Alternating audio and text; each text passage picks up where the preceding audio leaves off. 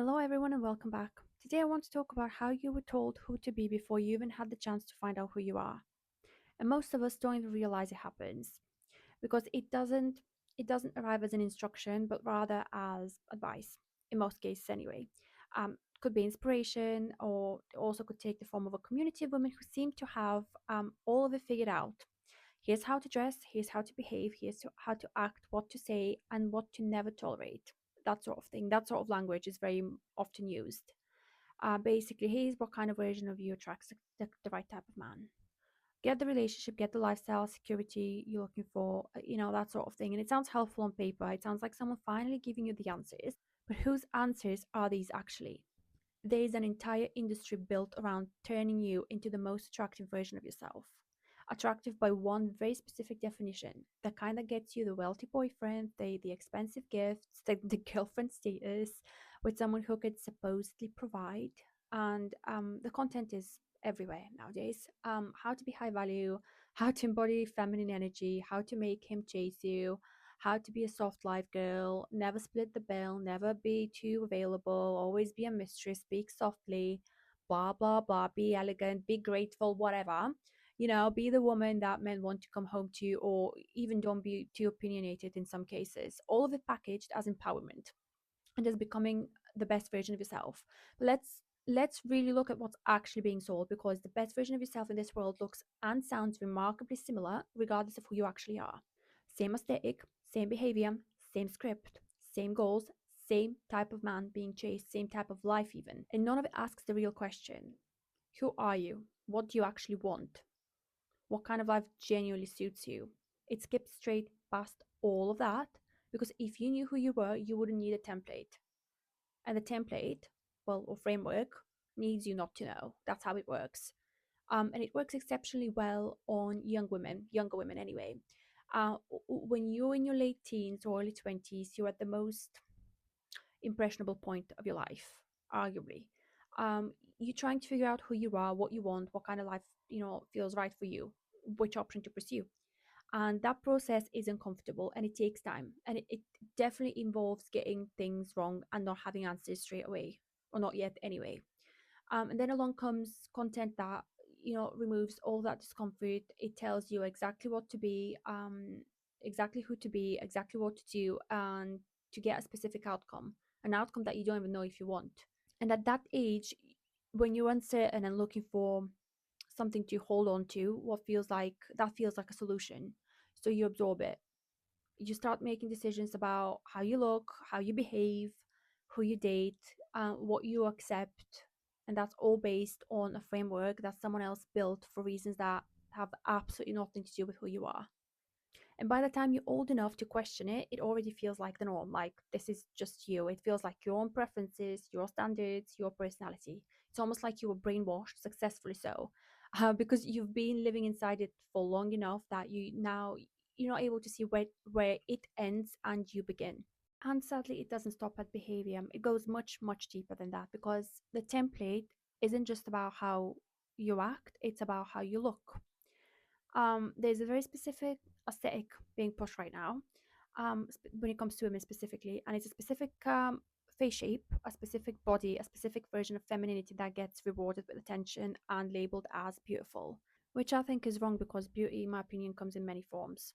However, this version of it gets repeated so constantly, across social media, the guru accounts that we all follow, and across the beauty and aesthetic industry, that it starts to feel like the standard, like the norm, like that's the baseline. Like, this is just what attractive looks like. End of. One version, the only version.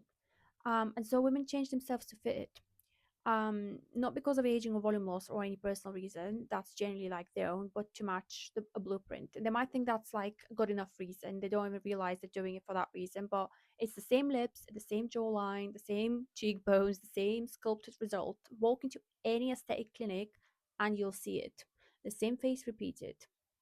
And now there's actually a term being pushed in aesthetic medicine that I find particularly telling and frustrating, and it's called facial balancing. As in, your face has an imbalance that needs correcting. Something is off with the way you naturally are, and they can fix it. But why fix it? What are we fixing? Because what they're actually doing isn't balancing anything. They're moving your face toward a specific template. or a specific look, the same one, the only one being sold everywhere, and calling it balance make it sound, I don't know, perhaps a little bit more medical, more neutral, um, like they're simply just correcting a flaw when actually they're raising what makes your face unique and what makes your face yours and replacing it with something that looks like everyone else who sat in that same chair.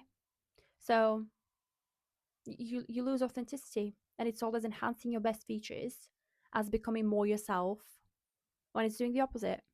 Authenticity does not survive that process because authenticity requires difference, and the template erases difference by design.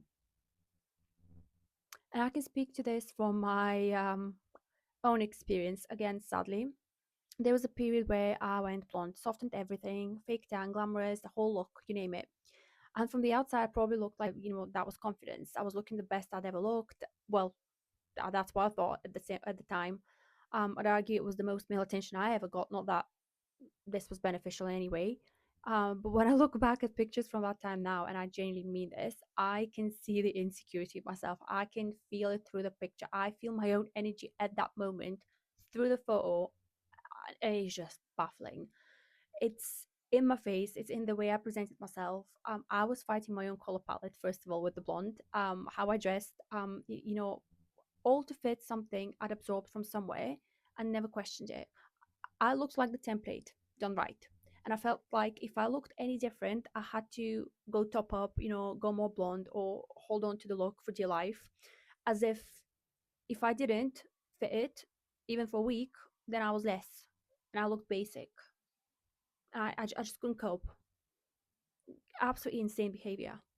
The template can look good, it can photograph well, it can get the attention it was designed to get, but it can also feel completely empty inside if none of it is actually you. So, what are you left with? A version of yourself that was built to attract, let's say, a specific kind of man, a specific kind of life, dressed a certain way, behaving a certain way, um, looking a certain way, all of it optimized for an outcome someone else decided that you should want. And here's where it gets really uncomfortable, in my opinion. What if you get it? What if you follow the advice, attract the man, get the relationship and the lifestyle, and it still does not feel right? What do we do then? Because how would you even know if it's right? How do you know what will actually make you happy when you've never had the space to figure out what you genuinely want? When your preferences were handed to you before you developed your own, when the life you're living was built on someone else's blueprint, basically. You can't know, and that's not your fault. Because the question under all of this isn't which template or framework to follow, it's who are you outside all of them? And I mean it practically. Like, what do you actually like? What do you enjoy? What do you want? Not what you've been told to want, not what looks good, not what attracts the right man. What do you actually want? Have you ever actually stopped and had a chance to think about that? Most people haven't asked themselves that in a long time. Some never have. So that's where I would start, not with the rebrand, not with a big transformation, just with those questions. Sit with them honestly. The next video is going to go much deeper into this, but for now, that would be your starting point.